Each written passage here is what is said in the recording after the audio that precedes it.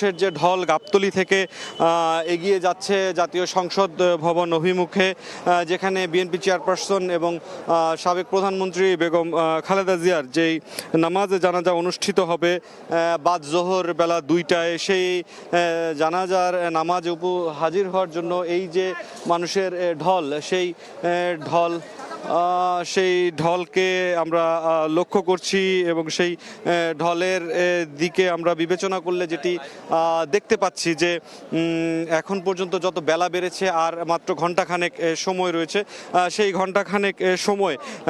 মধ্যেই সাধারণ মানুষ যারা আছেন তাদের সাথে আমরা একটু কথা বলতে চাই। জানাজার নামাজে যারা অংশ নিচ্ছেন তাদের সাথে কথা বলার জন্য। বেগম খালেদা জিয়া বিএনপির রাজনীতি করেছেন 4 দশকের বেশি সময় ধরে, তিনি একটি দলকে নেতৃত্ব দিয়েছেন। এখন তার মৃত্যুর পরে তার যে নামাজে জানাজা, সেই নামাজে জানাজায় উপস্থিত হওয়ার জন্য এই যে মানুষ পায়ে হেঁটে যাচ্ছেন, এটি আসলে কতখানি শ্রদ্ধার পারদ উপরে গেলে এই ঢল নামতে পারে।